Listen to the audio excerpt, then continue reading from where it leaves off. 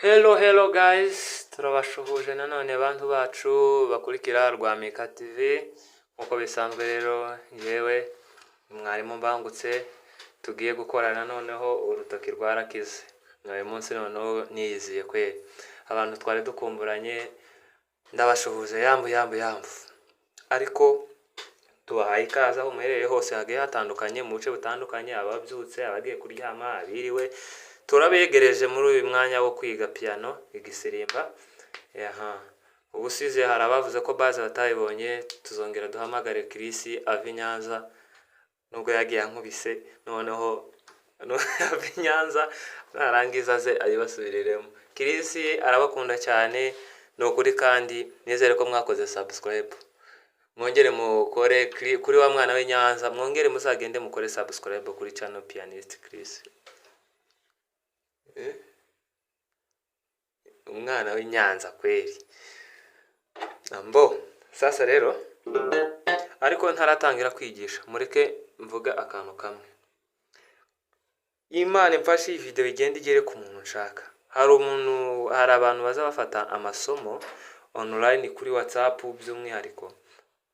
Ibo barabizi tubiziranyeho. None umwe muri bo nabuze nomero ze wo muri Amerika, muri Arizona. Harya ndakeka ari muri Arizona.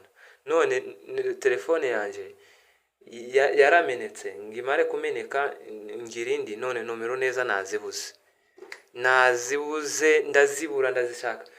Wa mupapa we wowe ufite umwana wohereye muri Arizona, wowe twagaza dukorana kuri video 3 mu cyumweru tubiziranyeho, wa mwana wo nagaza nigisha. Ndakwinginze unyandikire, nubona iyi video unyandikire, nimbangutse ubivuze unyandikire, nongere mbone nomero yawe nukuri pe nayibuze. Mfashe ndakwinginze, ntuzagire ngo nuko kwirengagiza nukuri. Unyandikire nomero zawe, telefone nawe nomero zawe neza, ko ya telefone yamenetse irahuma yose, kandi ntago ari narazisevinze kuri email, zari ziri kuri narazisevinze ku gitanda cya telefone. None nomero nayibuze yamenetse, kandi ikirahure barimo kugihenda kurusha telefone, kirahenda kurusha telefone. Ndakwinginze unyandikire mbone telefone. Sasa rero mumbabarire nizimbye mu magambo, tugiye kwiga akasirimba ko nabateguriye.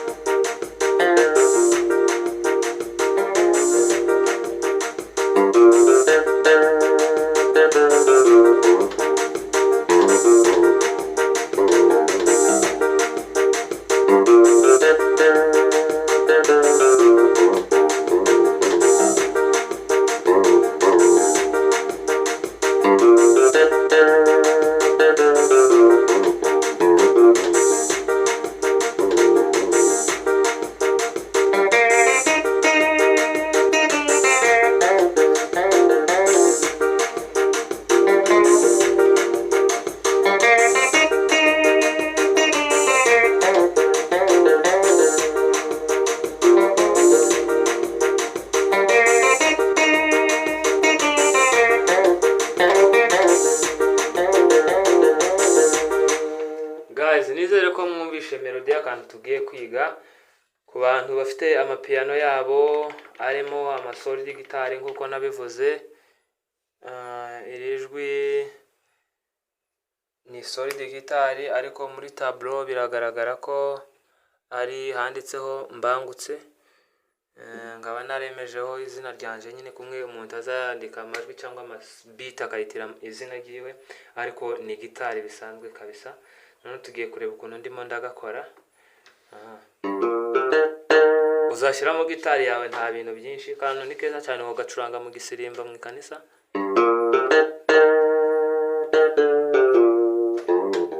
Nushika ngaho uzatuzamura kuri iyi pedale.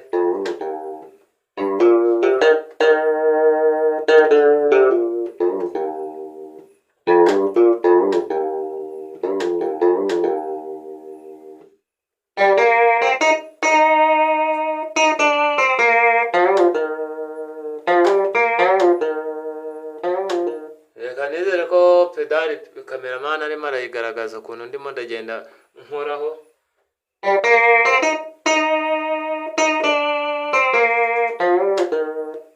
nitugera aha ngaha turazamura,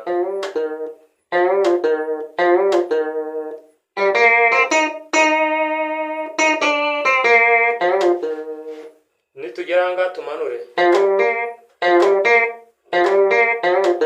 aha turamanura kuri pitch bend,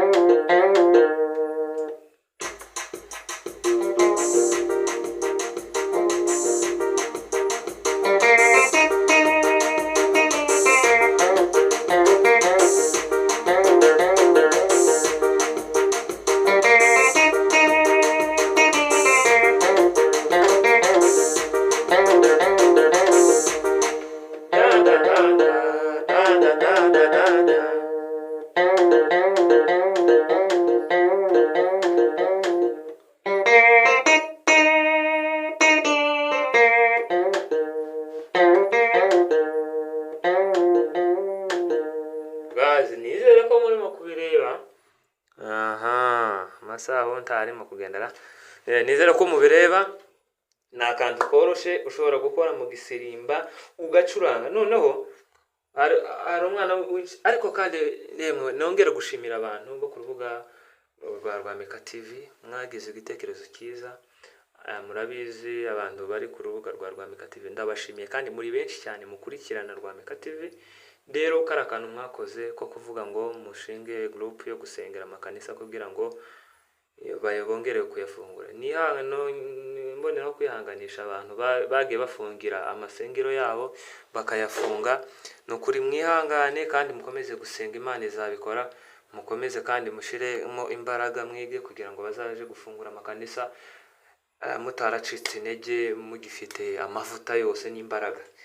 Dukomeze dusenge, dusenge cyane. Nanjye rwose caci ncurangiramo nange kuvangira irafunguye, barayifunguye. Ariko nyine amenshi nyine sinacurangaga mu kanisa imwe pe. Hari amakanisa menshi nagendaga ncurangiramo mu bitaramo, barayafunze ndababara. Nuko dusenge cyane pe, dusenge cyane bayafungure, turebe ukuntu umunezero wakongera ukagaruka.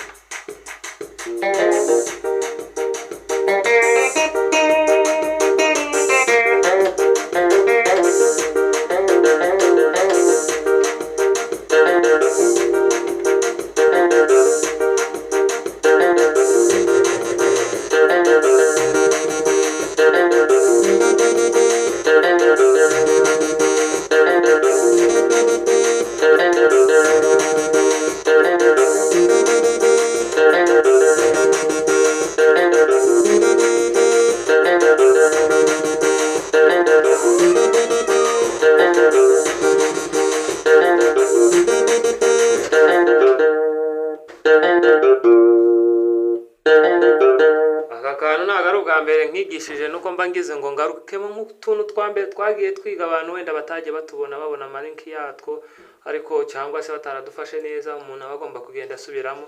Ngiye kuzafata umwanya ngenda asubiramo amasomo twagiye twiga.